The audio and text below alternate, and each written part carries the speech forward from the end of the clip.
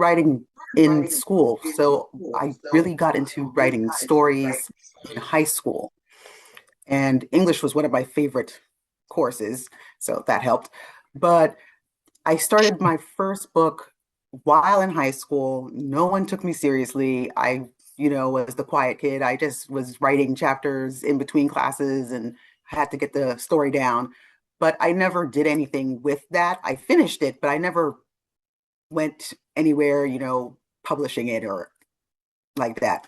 But then I've always maintained writing stories, and eventually I seriously got into the idea of I want to get my work published. And that's, really when it started all together. Awesome, awesome, awesome. So, what inspired you to be a writer as a kid?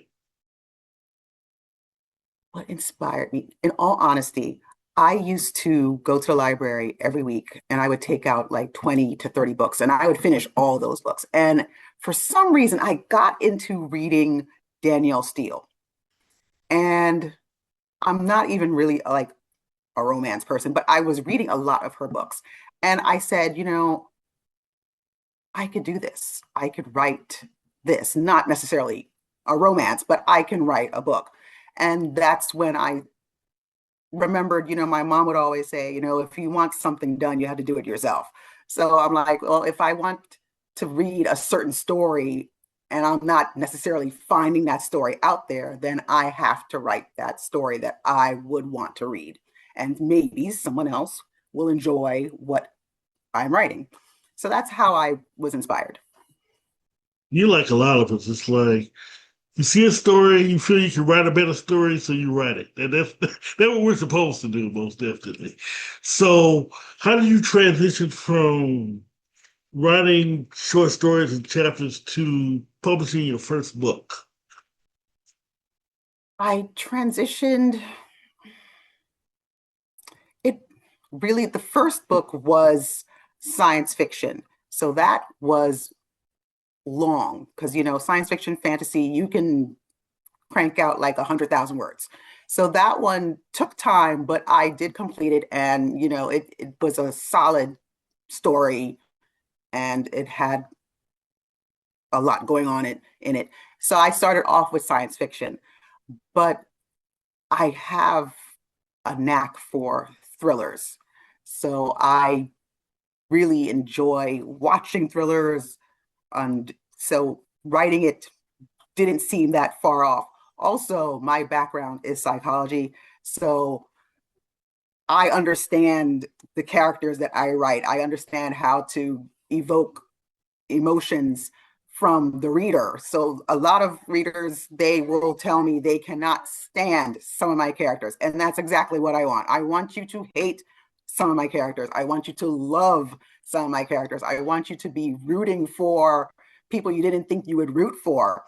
So I got into writing thrillers and I really have not turned back from that. And I think I'm going to continue, but I do want to go back to my science fiction days and get that out to the world too. But totally different genres. So, tell me about your thriller series. The thrillers, so far, they are standalones. I started off with Revenge. Then when I was writing Revenge, actually, my editor, she was editing Revenge, and she said that she saw a lot of similarities in the story with what actually happened in her life. And I'm like, that's interesting and kind of cool. Then she told me while she was editing my book, she's like, you should really start writing the next one. And I'm like, I don't even have a story in my head. What are you talking about? Let's finish this one. But she's like, no, you should really start writing the next one while you have one being reviewed and edited. And I said, okay, well, even though I really want to focus on Revenge, somehow the idea for Wicked Sisters came in my head and I ran with it, wrote that one. And then after Wicked Sisters was Last Chance. And that one, people really like Last Chance. and they've asked for a follow-up to it, which I never thought I would do that, but I actually have told my readers, I'm like, okay, you guys asked for it. I'm going to bring some of these characters back. So I've started that one. That one is to kill them with kindness. But after Last Chance, I wrote Murder on the Mystery Trip, and that is my most recent release. Tell me a little bit about that one. About Murder on the Mystery Trip? Yes, ma'am. Yes. Okay. So Murder on the Mystery Trip is inspired by my actual going on a murder, well, not on a murder, but on a mystery trip. So I was on a mystery trip, and before that, I was actually in Italy, and I knew that my mystery trip was coming up. So while I was in Italy, one of my friends on the trip, she found out that I was a writer, and she's like, I would really love to be a character in your next book. And I said, oh, okay, well, I don't have that idea in my head right now, but what do you want your character's name to be? She told me what she wanted it to be. And then I thought, okay, well, maybe I can incorporate this future trip, put something in there, and make it work. And that actually did happen. So Murder on the Mystery Trip is a bunch of people who don't necessarily know each other. They are going with Angelique and Ronaldo. Ronaldo is the owner of this travel company, and he sets up these luxury trips. And everyone, is signed up for this trip. They do not know where they're going. All they know is that they have paid for it and the dates. That's all they know. And so the opening scene is everyone is arriving at the airport, and when they find out where they are actually going, he's like, come on, you guys got to guess where you're going to go. They put their guesses in, and then they get to open their golden ticket where it tells them where they're going to be. And they get to the destination, and it turns out that some of the guests, they have had run-ins with other guests on previous trips because some people have traveled with Ronaldo before. So there's an altercation, and one of the guests dies that night. And so now there is this push to find out, how did he die? What happened? And then there seems to be a person, they don't know who is targeting members of the travel group. So you go through, they're going through their itinerary, they're going through everything that they're supposed to on this trip, but they have this person at the hotel that is targeting just them. And they're trying to figure out who he is and if there's a connection between this person and the death of one of the guests. Well, I'm sad to say the murder mystery thriller guy in me and the author in me is very thrilled. I want that book. I really would. How long did it take for you to write that book?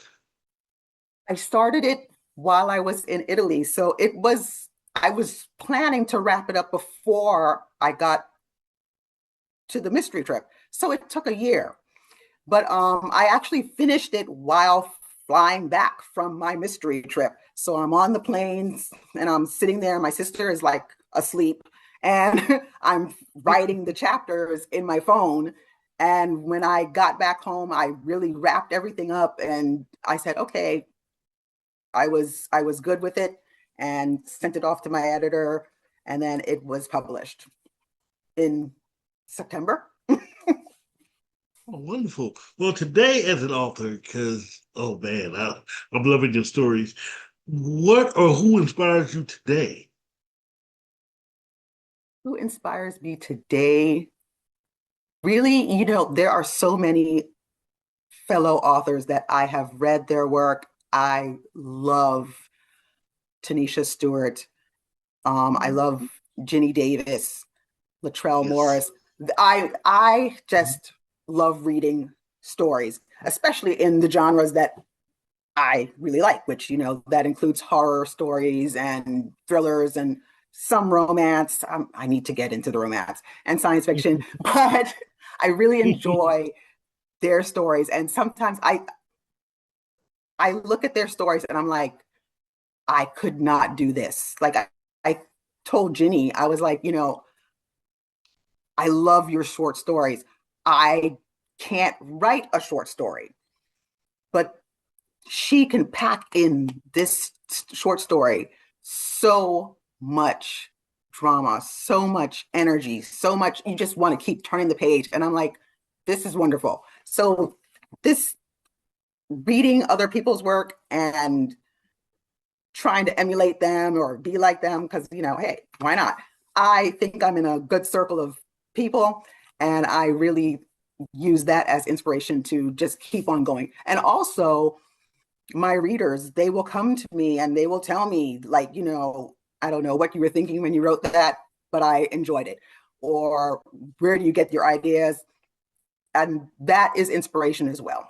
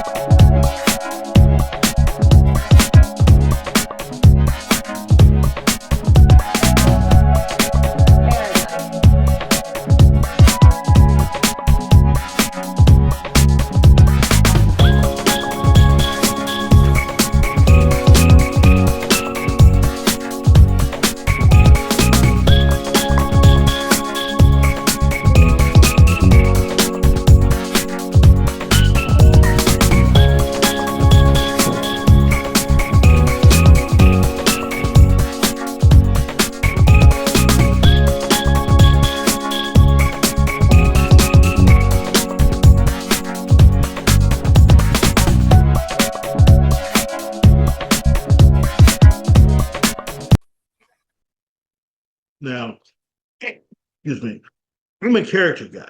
I love, I love plot, I love setting, but I'm into characters. How do you choose your characters, or how do you create your characters for your books? Or what inspires your characters?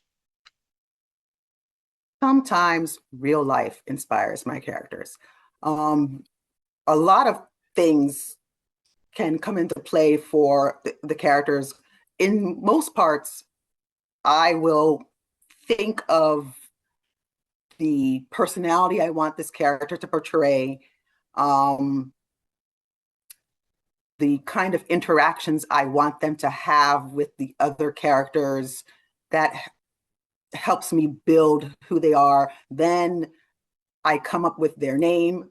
To me, a name is very integral to the character. So I can't, it's not just, I'm pulling something out of a hat. I really put like some energy into what would I want this person to be called and what do I want people to perceive when they hear this name, because you get a perception off of someone's name before you might meet them, and then sometimes you meet people and their personality really matches their name, so I'm big into characters. I usually have a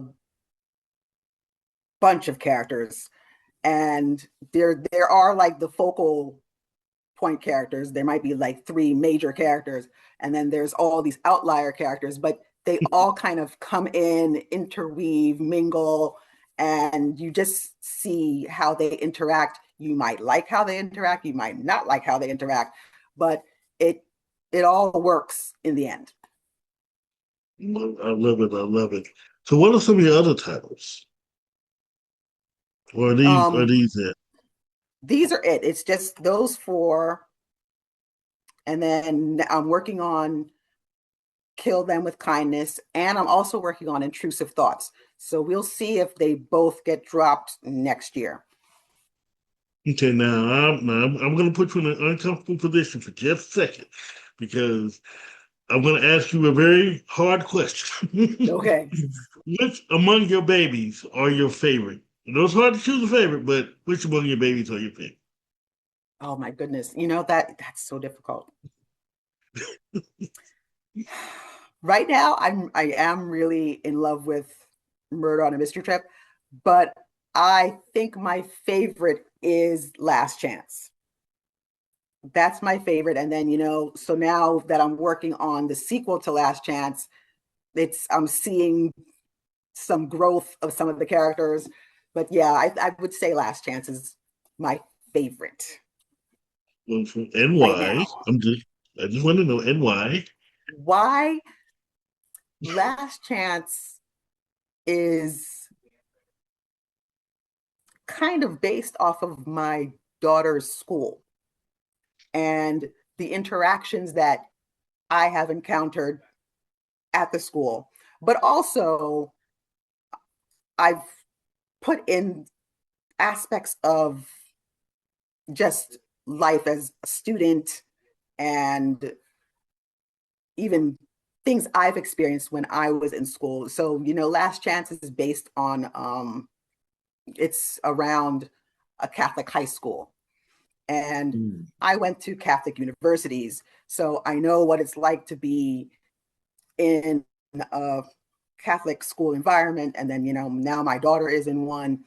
And I mean, it's elementary school, but I elevated everything to a high school level because I don't write for children. And so that some of the interactions are real. One of the chapters, a lot of things are based off of real things. So the school has a function, a fundraiser every year. And so I put the fundraiser in the Last Chance. And the story is really propelled around casino night and, the interactions of the parents and the students and the teachers. It it's just, it's very realistic. And I've told people, I'm like, there's a lot of truth in all of my stories. Now, I'm not saying like all the craziness is real, but a lot of things that you read, if it really sounds realistic, it probably is based off of something that I actually have encountered or witnessed myself. Wonderful, wonderful, wonderful, wonderful. Now, Truth be told, I actually have a young kid spy novel base, and they go to a Catholic school. So I was a Catholic school kid too, so I can definitely relate. Hmm. Yeah, there's this perception of Catholic school kids. I mean, I went to an all-girl college, and the perception that people had about my school and us students, it's way exaggerated. But yes, we had our moments when we were like wild people, and I've seen a lot of wild shenanigans. I could, Mm. yeah, there's a lot of shenanigans going on at my school, but it's it's fun to see how people, what they perceive and what reality really, there's sometimes a vast chasm between the two. Love it, I love it. Good, good, good. So let's get back to your writing. What are some things that sort of any obstacles in your writing or publishing period that you might have or experience? um I really haven't had too many issues with Good. publishing. I do self-publishing, and the hardest part for me is, well, I don't really think it's hard because I don't put too much into it, because it would just bog me down. And I've heard many people complain about the marketing of their books. It's work to market yourself and put yourself in situations that you might not normally do. If you're an introvert, you're not going to want to be on a podcast, or you might not want to show your face on TikTok. So it's a lot to do, and sometimes you have to step out of these boxes that you make for yourself, and you just have to like take that initial step forward, and then you realize, okay, well, it's not too crazy, I can handle this. So to me, it would be marketing, and it's not really marketing the book, it's marketing myself, because I'm not really a pushy person. So I'm not out here like, hey, get this book. But it has its ups and downs. But right now, I feel really confident about self publishing and being able to have a lot more control over the end product. I love that. So where can we buy your book and how can we get to know you better? You can definitely get to know me better on my TikTok and Instagram. And I'm trying to join all these social media platforms. And I'm just like, really, this is too much. I'm not gonna stress myself out. But I keep adding a new page. I have like an author page on Facebook now, but I'm on most platforms, and my books are available everywhere and in every format. But I am not on KU, and I have not done audio versions of my books, but you can find me anywhere else. Do you have a website? I do not have a website. That's what I'm talking about. I'm like, I'm working on the website. I am. I promise. I'm working on the website. Oh, you good. You're definitely good. All right. So whenever you're ready, we'll put it on there. We got you. All right. Awesome. So what do you like to do when you, thank you for that. And what do you like to do when you're not ready? When I'm not writing, definitely hanging out with my family, hanging out with my sisters, and what else? I pick up so many hobbies. I need to calm down on the hobbies. I keep telling my husband, I'm like, I need a she shed or something, because where am I putting all these things? I'm making soaps, I'm making body butters, and it's always something with me. And I'm just doing it for fun. It's not like I'm trying to have like a side hustle or anything. So it's it's Can always I explain something. what's going on with you? Can I explain what's going? It's the writer's mind. You've got so many things going on to where You're here, you're right? there, you're everywhere. Exactly. And it's like I need to calm down and chill out sometimes.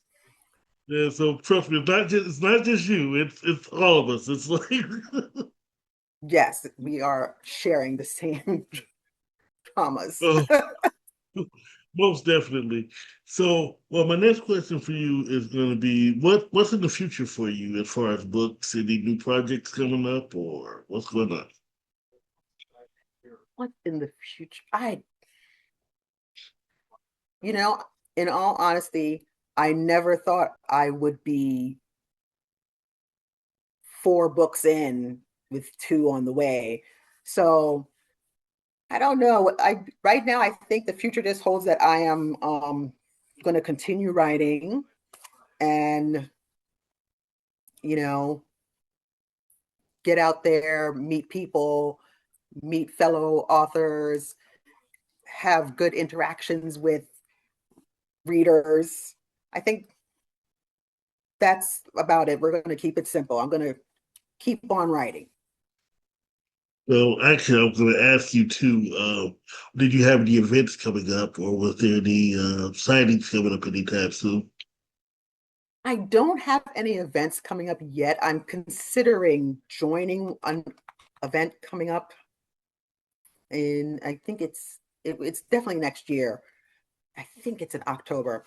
So right now I'm still trying to think things through and then we'll see. But right now, no events. Not a problem at all. Not a problem at all. So you meet. So, but the fans you do meet, they have received you. Yes, I've been stalking your pages. I've been stalking everywhere. You have a wonderful fan base. How does that feel? That feels great, but sometimes I am still kind of in shock about the whole thing. Like, to have someone make a TikTok and go, well, you guys already know I'm a Sasha fan. And it's like, oh, word. So it's like, wow, I got fans, and there's people, they'll tell me, like, you are an auto buy. Whatever you put out, I'm going to buy it. And it's like, oh, okay. Wow. So I'm still tickled pink about all that. I don't think I will ever get over it. So I will remain humbled.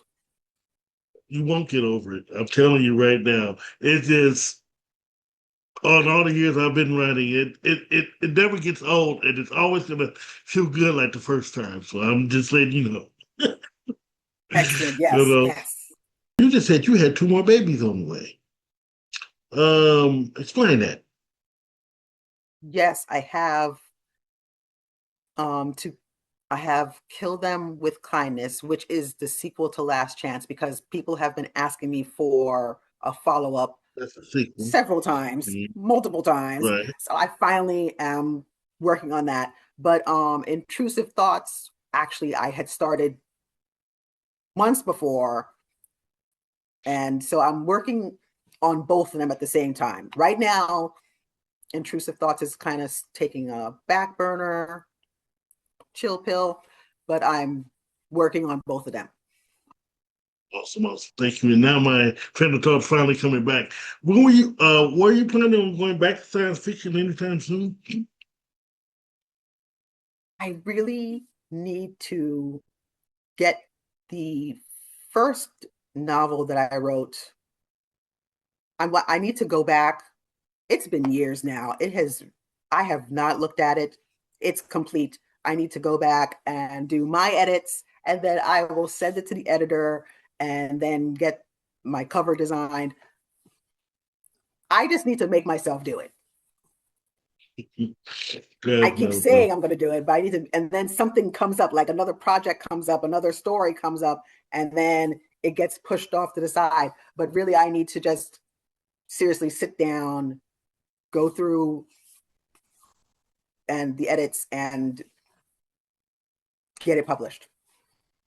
Awesome, awesome. And as an author, how do you stay disciplined? Oh, say it again. As an author, how do you stay disciplined? Ooh. I stay disciplined by having pen and paper with me at all times. I have been known to write chapters in my cell phone, so I always have access to the notepad. And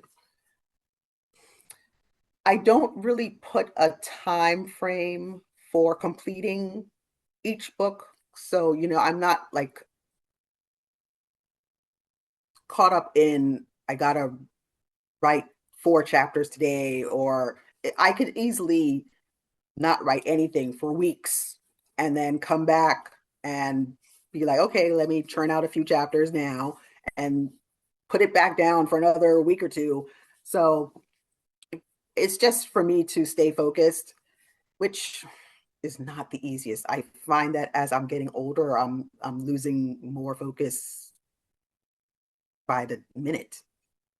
I don't Mhm. understand. There's too many things that will attract my attention or distract me. So I have to Oh, really tell myself, actually, hey, let's work today. I was actually going to ask that question. How do you deal with distractions? I have a lot of new authors that, or new writers that come and tell me that they're easy distractions. How do you deal with distractions? I try to stay focused, which is not easy. But if I tell myself, okay, again, I don't limit myself to I have to write every day, so that kind of helps. But if I do have a thought that comes in my head, I need to get it out of my head onto paper, onto the laptop somewhere, and I need to not be interrupted, which is not easy when you have a child and husband at the house. So, you know, and then, mom, I'm hungry. And can't you see I was trying to write a chapter here? So, I got to stop what I'm doing. And then I could lose track of whatever my thought process was. And hopefully I put some notes to trigger whatever the thought was. It's a lot. Trust me, I have a family too, so I never understand. I can relate. So this is the part of the show where I give my authors the final word. You can give shout outs, you can give advice, you can do or say whatever you want to. No time limit.